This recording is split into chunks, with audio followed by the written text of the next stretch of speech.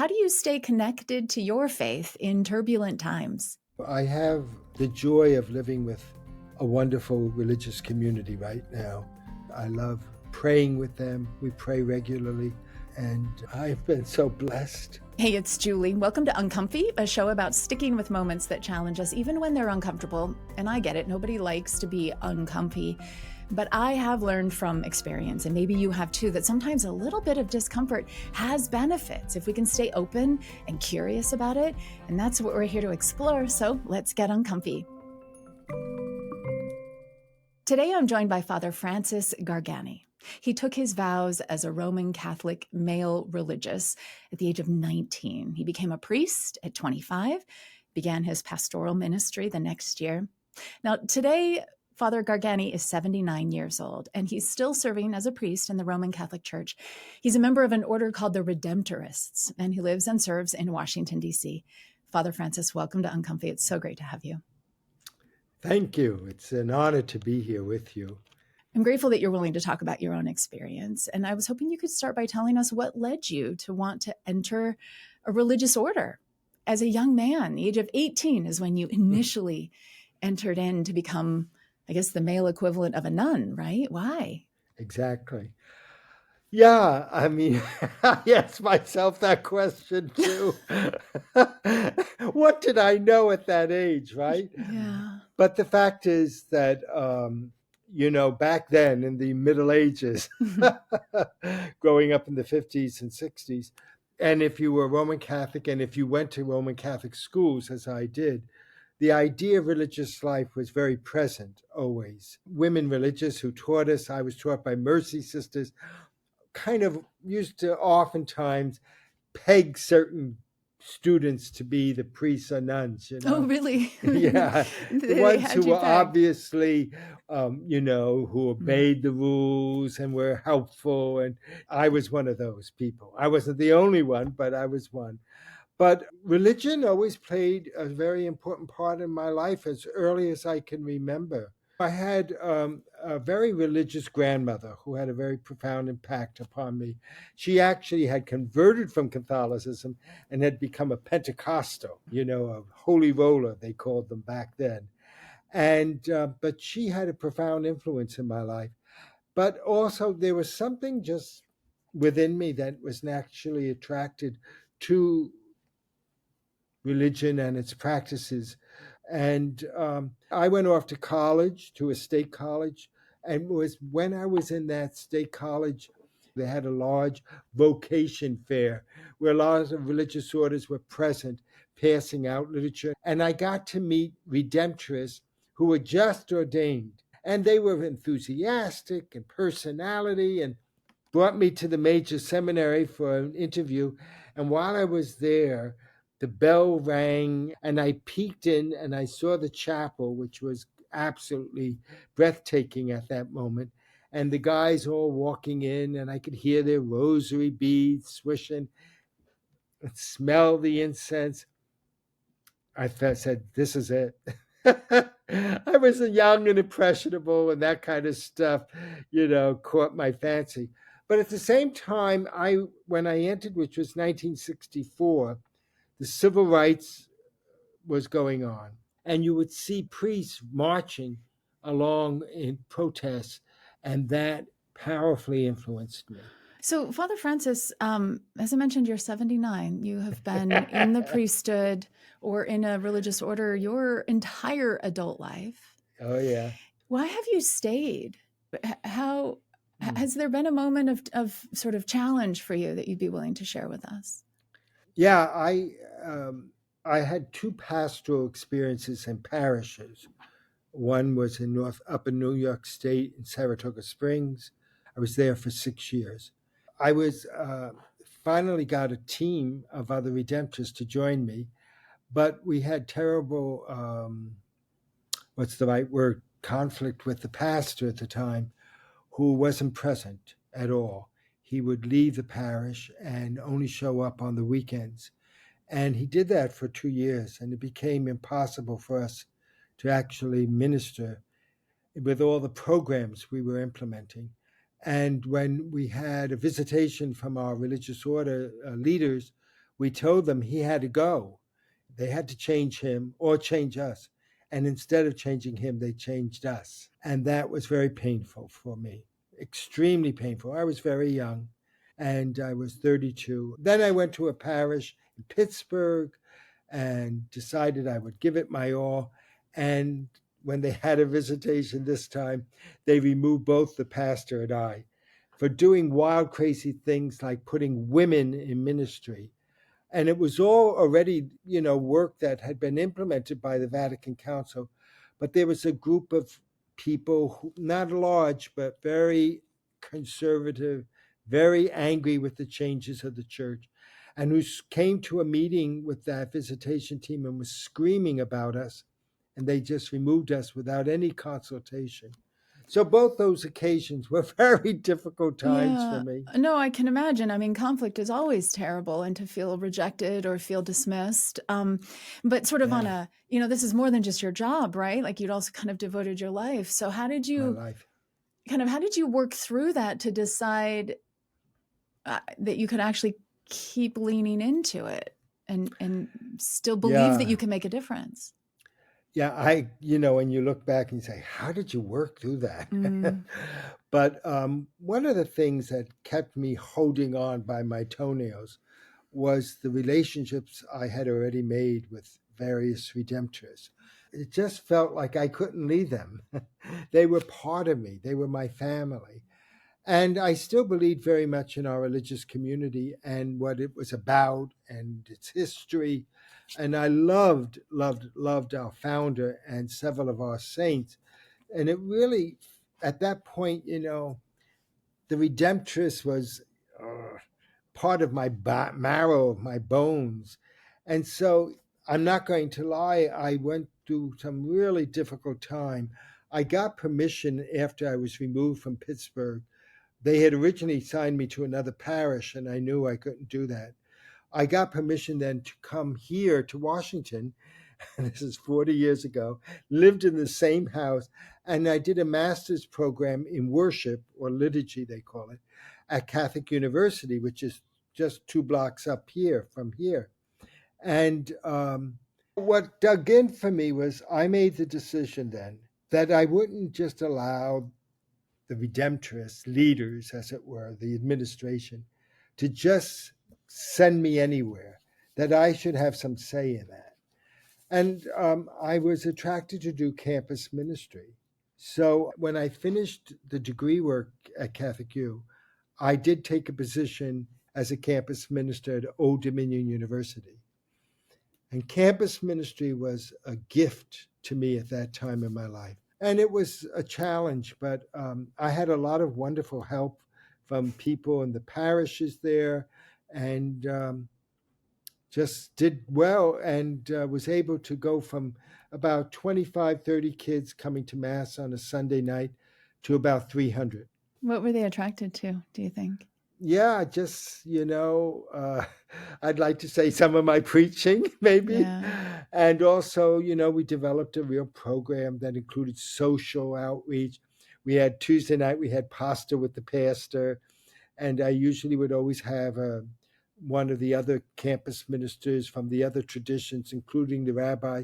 We had dinner all the time after Mass on Sunday nights, and had all the communities, the parishes of that area, coming and presenting these meals. And so I got tremendous amount of support. Father Francis, you've already alluded to it, but I know from a conversation that we've had that much of the work that you've done over your life in religious service has involved kind of pushing at the fringes of society, working in ways that maybe weren't totally accepted by the mainstream or by a more conservative part of your of the church, right? Which is always deeply uncomfy to feel like your calling is to kind of be out there a little bit on the edge. So would you tell us about actually, I'd love to hear about the work that you did with AIDS patients early on in your ministry. Well, the AIDS ministry as such didn't break out till I went to campus ministry. And I went to campus ministry in Norfolk in 84. And they had just created what was called the Tidewater AIDS Crisis Task Force. And it was training people to be what they call buddies to support people with AIDS, to help them get shopping for them, their groceries, to do household chores for them. And so I immediately volunteered. I did the training. I was the first graduate. And I would go to people with AIDS homes. I would pray with them. I would hold them. I would see them to their death. And then for some, I would either have a memorial service. And for those who were Catholic, I had a funeral mass. And I loved doing it. And it meant a lot to me. And then we formed with the student union of the university, um, sort of a task force to raise awareness among the students. And what really, I guess, was like I could not do this work was one of the young men who worked in the student union office. It was a college student, but he was doing that, of course, part-time work to pay his way through college. He got AIDS, and he the impact of that on the campus then made that work all the more valuable. And from that, also developed a regular LGBTQ group that I also helped facilitate with one of the directors of the student union office. Later, I know you ended up on the front page of the New York Times, actually, for some of the outreach work that you were doing. This is at the time you were in New Jersey, I guess, right? Working with LGBTQ Catholics. Yeah, I was actually based in Brooklyn. Okay. And maybe first I was in the Bronx for 10 years, and then I went to Brooklyn for 10 years. It was during that time that I was able to connect with this wonderful group run by a terrific guy named David Harvey. And the group is called In God's Image. And I would, when I could, attend their meetings and just be a support for the group. And I gave, I think, 1 or 2 different retreat days, days of prayer and reflection. And then it was David's idea to maybe just run an opportunity for some of the folks who wanted to do a tour of the cathedral in Newark, because the cathedral is exceptionally beautiful. And the new archbishop there, Cardinal Archbishop, just happened to be a Redemptorist whom I knew very well. So he suggested to ask the Cardinal if we came over for a visit some Sunday afternoon, if he'd be able to just greet the folks, which of course he was very open and willing to do. And so that's how that whole thing happened. We ended up having a mass. We ended up having many more people than we thought. And you got some you got some backlash from that. I mean, I guess just the optics, right? Of here's a Catholic priest who's leading a mass for specifically for this LGBTQ community in the cathedral. I think the poor Cardinal got a lot more than I did, and he still does. He's a wonderful guy, and he's still fortunately serving there. But I continue to be connected to this IGI group, not as much as when I lived in Brooklyn, but have still maintained doing a retreat day in Lent for them, and I tune in sometimes to some of their meetings and stuff. So I guess kind of circling back to where we started, Father Francis, why do you choose to stay and keep leaning into this work today, each day that you wake up? Is that a choice you feel like you need to make? Yeah, I mean, one of the gifts of my life now is that I'm part of 5 intentional communities. These are groups of Catholics who just didn't fit into the mold of an ordinary Catholic parish. Many of them because they started after the Vatican Council, and they were in parishes that were refusing to really renovate the liturgy, to allow women to be Eucharistic ministers or women to be scripture readers. And so even back then, they were encouraged by the bishop to form their own community. And the bishops at the time would even assign priests to them. And they didn't own a place, and they used their money more for social justice work. So those communities still survive to this day, some of them. There's about 50 of them, at least in the United States. and they get priests like renegades like me. Oh, wow. Renegade. That's funny. You see yourself as a renegade then. Well, I don't try to be, but even when I'm not even trying, I get people running up after Mass yelling at me that, Mm, instead of saying Pope, I said Holy Father, whatever the thing might be. They're like they're trying to catch it, because hmm. all our parishes are divided like the nation is. And you have some people representing the far right, as you have people on the left, and other people will come up and say, "Oh, I'm so grateful you brought up the issue of racism. Or, I'm so grateful you brought up the issue of immigration," which is one of my big things right now for the immigrants. But there are other people immediately who will attack you for being partisan if you say a kind word or a supportive word for the immigrant. Yeah. And so how are you respond to that Well, criticism? that's why I was at that conference where you and I met. I've got to It learn was how the to use Dignity Index dignity. Summit, right? Find So a I, way to respond that honors the dignity in the person that is yeah, criticizing you. correct. It's not easy for any of us, Father Francis. Not I easy. guess even if a man in your position struggles with that just Oh, goes to yeah. show. Yeah.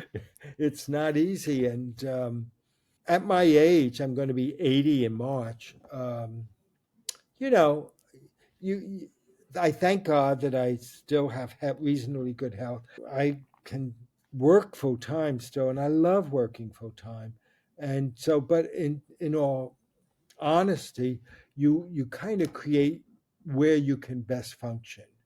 And right now, I'm best functioning on the edge with fringe groups, with outliers like myself, with the leftover hippie that I am like myself. That's the truth. So that's why I'm in this uncomfy place. Yes. Well, I have really enjoyed hearing your stories, Father Francis. If I could ask you one more question, where are you finding the most peace in your life these days? Well, to be honest with you, I have the joy of living with a wonderful religious community right now. And I have had it since I've been here in Washington. And they're just wonderful men who are very supportive. And I love praying with them. We pray regularly 3 times a day, and sharing our special days. And we do recreational things together as well as spiritual things. But, there's a certain familiarity you get at this stage of the game with God. And I am utterly convicted and convinced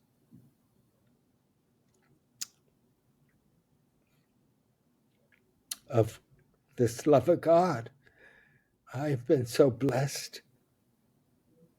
I feel so honored to do whatever I can do to help build up God's kingdom on this earth, and to be a voice for the voiceless. And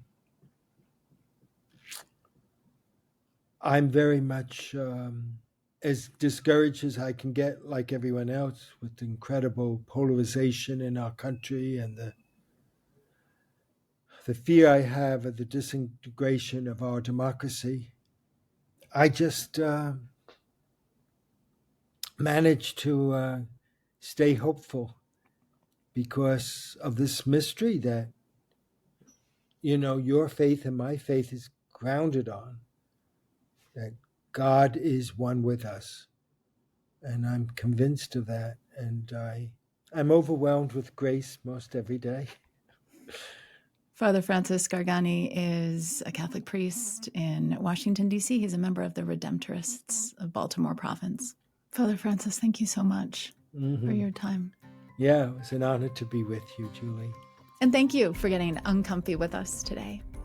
I have experienced uncomfy moments in my own faith journey, and I'd love to hear how you have worked through that discomfort in your own life. How have you stayed connected? What has given you a sense of peace? I could really relate to Father Francis's connection to his community and sense of purpose, and the way he described his relationship with God really struck a chord with me. So I'd love to hear your story. Email uncomfy@byu.edu or find us on social media to continue the conversation. We are at uncomfy.podcast. Uncomfy is a BYU radio podcast. Samuel Benson produces it, and the team includes Hyobin Kim and Sam Payne. Our theme music was composed by Kelsey Nay. I'm Julie Rose. Can't wait to get uncomfy with you again next week. Hey, it's Julie again. Just before you go, if you're a young adult or if you have one in your life who's trying to make sense of faith in the real world, there's a new BYU radio podcast you're going to want to check out. It's called Take a Leap.